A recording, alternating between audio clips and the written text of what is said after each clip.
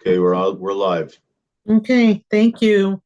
Good evening, everyone. Welcome to the Board of Education MLL Curriculum Subcommittee meeting. Today is Thursday, March 20th, 2025. Time is now 6:03 p.m. And with me this evening, I have board member Colin Hostin. I also have our team from our family center. We have Francis Hayes and Taylor De Silva. And with that, I will transfer the meeting to Francis. Hi, ladies. Hi, thank you, Diane. Good evening. Today, Diana, we're excited about sharing some significant data and achievement from the ML department. Tonight, we'll highlight some key areas, including our registration data, our ML data, our progress as we've gone along this year, the professional learning opportunities that we've offered schools, and the instructional support across the district. And we're also sharing teachers and administrator feedback of the support that we've provided so far, and some data results, and finally, some upcoming family engagement events that are taking place at the Family Center. So I'm going to start with the MLL student data population. 3 years ago, when I started here at MPS, 90% of our student population were multilingual learners. Today, we have a total of 2,723 multilingual learners, which represents 24% of our student population here at MPS, almost a quarter. Additionally, we are progress monitoring 228 MLL students. These are former MLL students who continue to receive support for 2 years after transitioning out of full service. And we check in on these regularly to ensure that they're staying on track and are receiving the support they need as they adjust to their classes without direct service. 21% of the multilingual are duly identified, which makes up about 5% of the total student population. Additionally, 20% of the student population are special ed students, for a total of 2,255 special ed students. The duly identified students, the 573 that you see here in this slide, are the number of students who receive services for MLL services and also special ed services.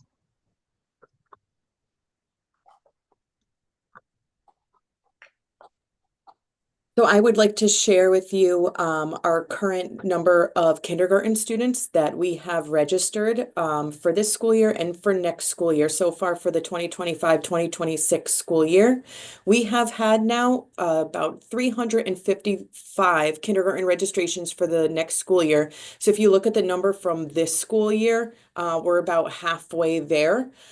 We also have, for students who turn 5 after September 1st, we administer the ASQ, which is the Ages and Stages Questionnaire. It's an interactive assessment that's completed with the child in person. And the assessment just evaluates the student's communication skills, gross motor skills, problem-solving abilities, and personal social skills. So far, we have 88 students compared to the 205 students from last year that will be under the age of 5 as of September 1st that have registered for the next school year. We have 63 out of 88 of those ASQs already completed, and this is with the help of Norwalk ACTS, who have helped us to administer those assessments. Our Family Center staff also twice a week are administering these assessments, and on Saturdays. So out of 88 that need to be done, we have 63 complete. Additionally, we have students that have identified another language other than English on the home language survey that's embedded in the registration form. So 99% of those students we have assessed for English language proficiency.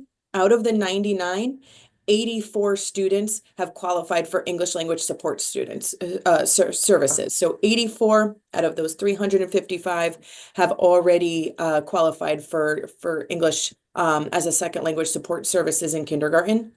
We do have a total of 278 students pending enrollment. So this is, they've already submitted their kindergarten registration, but they are missing one or two documents that are required for enrollment. Most of these have to do with physicals because students are waiting for their 5-year-old physical. They won't be cleared for enrollment until we receive that 5-year-old physical. And we have a lot of birthdays coming up, a lot in the summer. And so students want to, parents want to get in their registration form and get everything else in, but we're just waiting for the medical.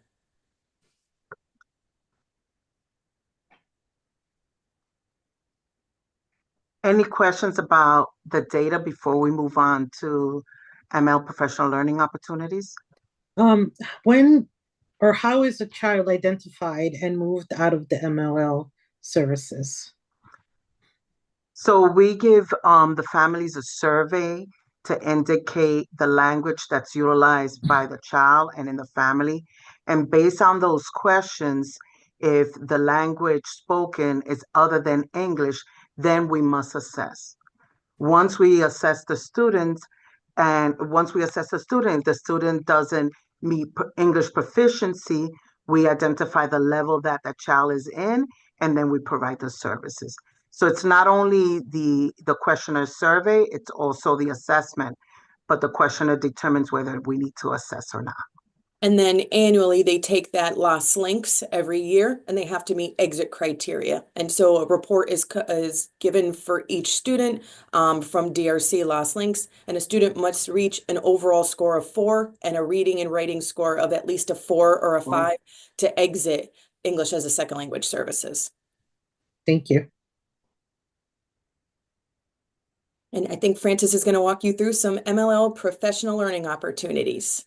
Yes, this year we really focus more strategically on tailoring our ML support for school based on school data and based on school needs. So the ML department offer principal a range of professional support, and we customize it to meet each school's specific need. As you could see here, our cycle of support is for the following schools that are listed here. We switch up after 6 weeks or 10 weeks, depending what our goal is.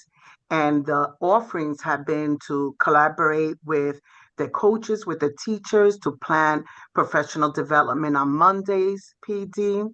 We also support schools with scheduling support, making sure that the MLLs are scheduled to receive the service requirements that they need. We have established a bi-monthly professional learning committee where dual language teachers meet here at the Family Center to collaborate with the department, to plan lessons, to unpack units of studies, and to share best practice.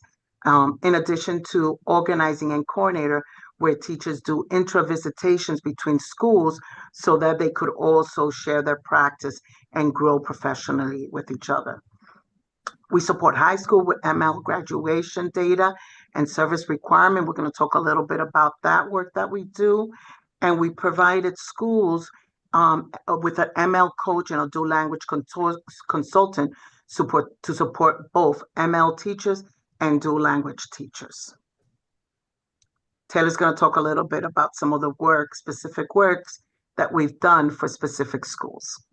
This was a great opportunity that we presented to Nathan Hale Middle School. We first met with the principal, with Principal Crouch, to identify the needs of his school and to collaborate on how we can really best support him and his staff. He really wanted us to present a workshop on 2 specific QTEL strategies. So I had the pleasure of going in with our MLL coach, Alyssa Canonico, to present a workshop for the entire staff.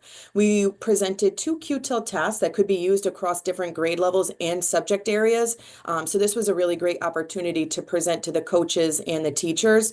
The goal was to teach teachers on how to modify and amplify text for all students, to really help all students engage with the grade level rigorous text. The 2 tasks that we introduced were image analysis that would help students prepare for the text that they were reading, and text modification to support their interaction with the challenging content. So it was really great. That image analysis really involved students analyzing a picture, painting, graphic organizer, or chart to help them connect and understand what the text was prior to reading. And the text modification allowed for all students. It incorporated multiple scaffolds for students to access the content of the text.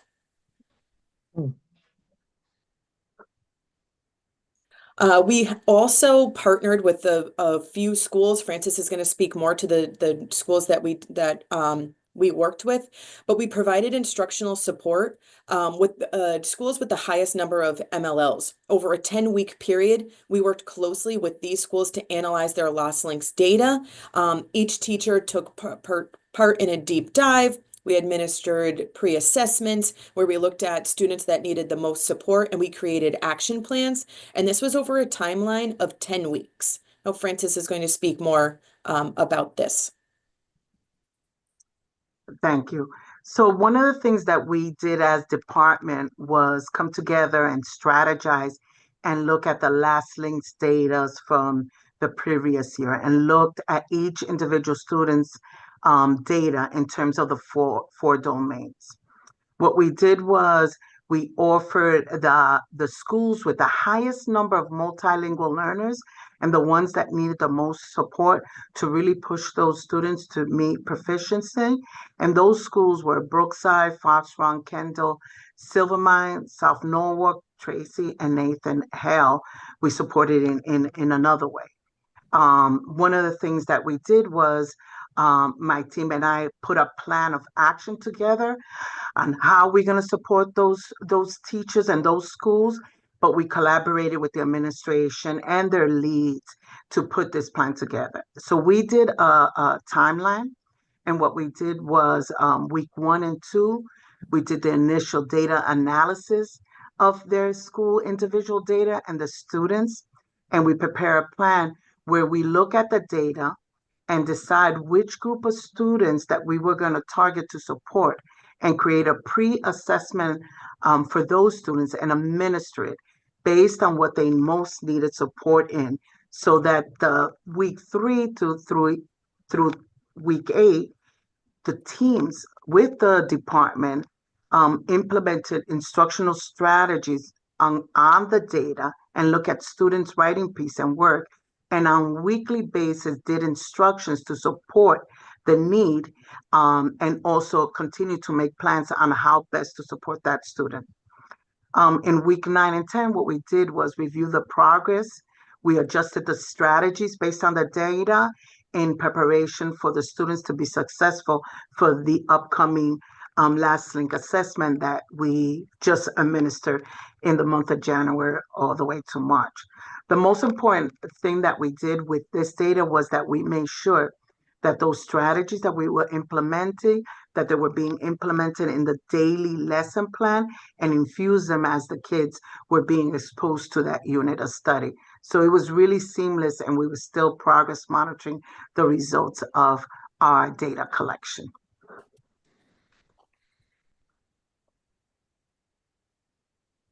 Another way we support schools is one of the most important work that we do with the high school is reviewing all MLL's transcripts, making sure that all the MLL seniors are on track for graduation and that they stay on track. When we find a student that may be off track, we collaborate with the schools and with the counselor to put together a plan of action to allow that students to have the courses that requires all the support, whether it be tutoring or intervention, so that he could meet his graduation requirements. This takes a lot of planning and coordination. We put together a tracker on an Excel file. We monitor each individual MLL throughout all the high schools in collaboration with the school counselor and administration. We plan for enrolling them into courses that they may need or courses that they must retake, and planning for summer school for a June graduation or an August graduation. One another important piece we support the high school is we also assist with re-engaging students back to the school community. Sometimes some students have difficulties coming back into school.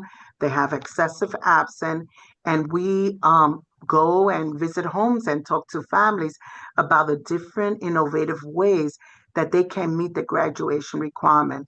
And we take a look at the student as a whole, and we find many different reasons that we could support the kids. Sometimes some of the students need to work, so we offer them Twilight, or we offer them Ingenuity with class online, or offer them summer school. Sometimes they don't know the other innovative ways that they could engage in a school community. So we make sure that we reach out to the families, we reach out to the students, and try to re-engage students back into the school setting. Our next slide is going to be the impact that some of our work has achieved.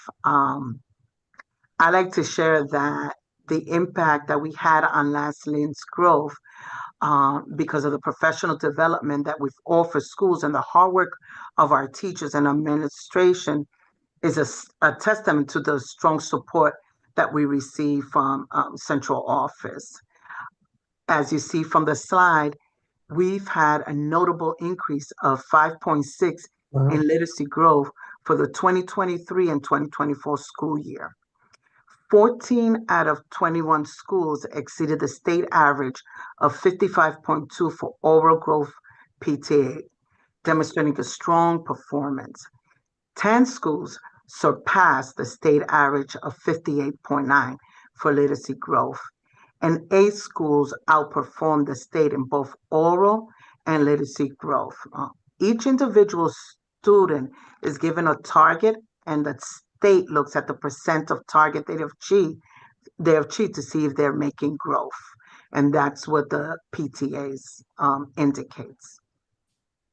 And the Lost Links growth is important because it's part of that state accountability report, and Lost Links is included on that. So this was really good data to share.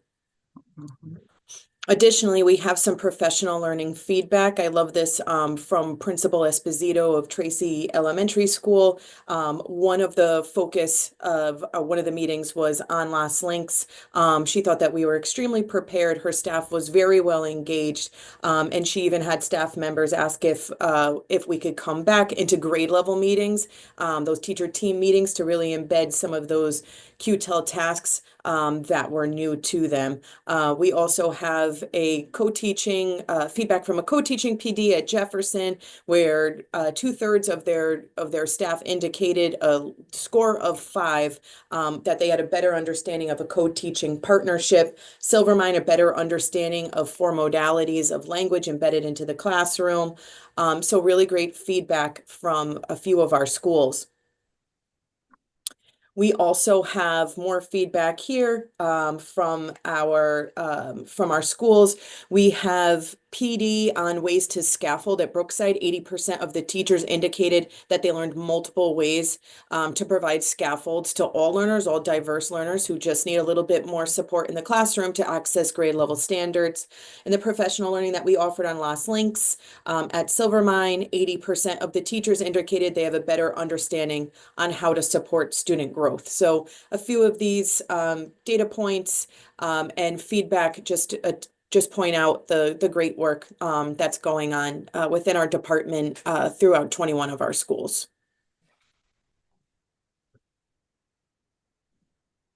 And some more feedback through our bilingual grant. We've been able to support dual language schools by providing a dual language consultant. The consultant works closely with teachers by coaching them on best practices. Here you see Ms. Manganielli modeling a lesson for a teacher, collaborating with grade level teams to unpack the units of studies, and assisting in creating and refining lesson plans to ensure effective dual language instruction. So she models for the teacher, she plans with the teacher, provides feedback for the teacher, and then the teacher tries to implement it, her learning. So it's been an amazing experience for many of the dual language teachers, and they're really growing professionally. Here we have feedback from an assistant principal at Sono, who says Musa has been a valuable addition to the dual language program. She's really developed relationships with the teacher and is really supporting them with the psycho support. And she also co-facilitates the dual language team meetings and unpacking the units of study. So I think it's important not only to get the data from LanceLink, but also the feedback of teachers and administrator experiences of the support that we're providing so that we can learn from their experience and improve ourselves in the delivery of our presentations and our workshops. We previously talked a little bit about the support that we provide high schools, and I wanted to share some data points about this. We are actively working to address the gap in graduation rates between MLLs and non-MLLs. But most important also, we have been working on improving the MLL graduation date. The data clearly shows a significant disparity, and it's evident that there's still much more work to be done. Our team is so dedicated in increasing the graduation rate, but we also want to put emphasis that we still need to decrease this gap and ensure that all students, regardless of their language background, have the support they need to succeed. I want to point out that in 2022, district-wide, the MLL graduation rate was at 68.8%. And in 2023, we increased by 2.1% to 70.9%. We also could see that there was an increase overall in both the comprehensive high schools for MLLs. So for example, Brian McMahon had an increase of 2.0, and Norwalk High had an increase of 2.8. Overall increase for MLLs was an 8.9. As we look at the MLL in comparison to year 2022 and 2023, and we compare it to non-MLLs, we could see the large range of disparity that we still need to work on closing the gap. I have some projections for 2024. You know that we get the state graduation rates. For example, for 2024, we get the rate by the end of this year. It's like a 1-year delay, and that's why you see the data that way. But based on our data and our projections, we're excited to say that we're going to have a nice, and I have to wait for the state to announce this, but I believe we're going to have for the district-wide MLL above a 5%, much more than we ever seen before. And I hope that they'll soon be able to present that data. And seeing that we have such a large population of multilingual learners and MPS, we are also going to see an increase of graduation rate for all students. So I can't wait for that data to come in. And you've seen a trend up with both non-MLLs and MLLs in graduation rate. This really speaks to the hard work that our department has been doing in collaboration with the high school, and it's really great to see the increase in MLL graduation and really trying to close that gap between the MLL and all students. Yeah, I love seeing all this positive movement forward. You know, a few years ago, it was just conversations, trying to plan and things like that. And all the hard work that you and your team have done have pushed the envelope, and we have children that are graduating now. Mm-hmm. Yeah, it's very special to our hearts that we try our best to have that mind shift where we say, yes, tú sí puedes, yes, you can. Mm-hmm. If you work at it, and we're here to support you and provide you any support that you need, innovative ideas to make you successful. It's important that we provide that for all students. Absolutely. I think Colin was going to say something. I think you all took the words out of my mouth. I was just saying, this is the proof of when you do the work, you get the results. So, kudos to the entire team. Thank you so much. We also want to share some information about our past and upcoming Family Center workshops and events.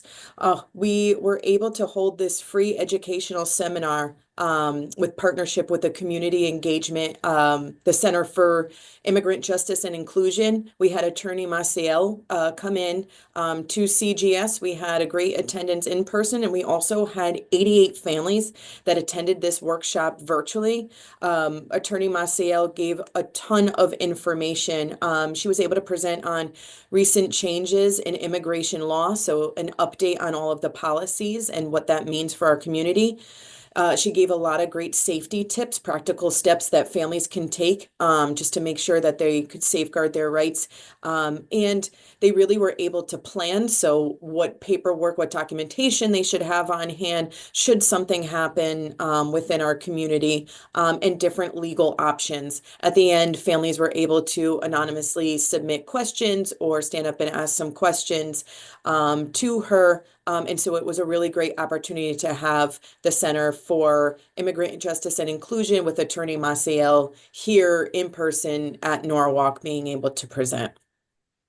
Attorney Maciel did an amazing job. I think it was not only a learning experience for the families, but it was a learning experience for the school community, for myself, and for others, so that we could support families in these new implementation of these new immigration laws. It was also presented in many languages. So in person, we had the headphones that translated in multiple languages, and we also had English and Spanish as a virtual option too. So that was great. And we're excited for our upcoming second annual Say Yes to the Dress, but now it's Say Yes to the Dress and to the Suit. We had some amazing feedback from the community about making sure that we have available suits for whoever would like it, for the gentlemen, for the ladies. We had a few ladies that wear beautiful suits last year. We have collaborated with Fashion Forward, a student-run program at Open Doors Shelter, has been able to donate over 200 and something dresses for the year. Camilo Tuxedo in Norwalk, I thank him for donating pants and jackets. We actually need some shirts and some bow ties. If anyone knows of any gentleman or young man who's willing to donate a suits, we need a lot more. We currently only have 35 compared to 435 dresses that we have this year. So we're very excited. We opened it up this year for junior prom and senior prom. Last year was our first year. We opened it up to senior girls, but now it's open to both. We have the dates listed.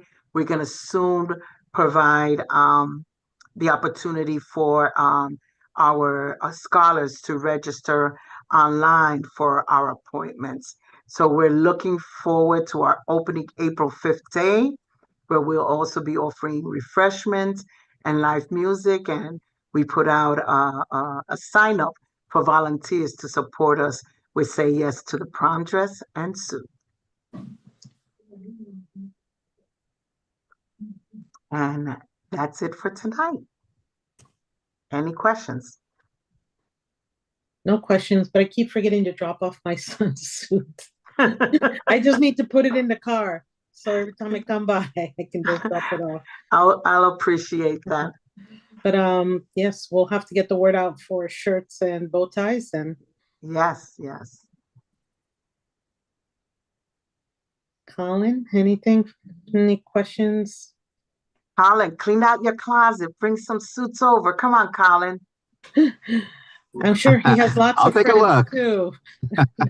I'll definitely take a look. All right. Thank you. With no more questions, thank you again for wonderful, positive information. This makes me very happy, and I know that all the children are in good hands too. And thank you for all the hard work that you do. And thank you all, the board, for all the support that you provide us. Without you, we couldn't make this work. Thank you. And with that, motion to adjourn, Colin? So moved. All right.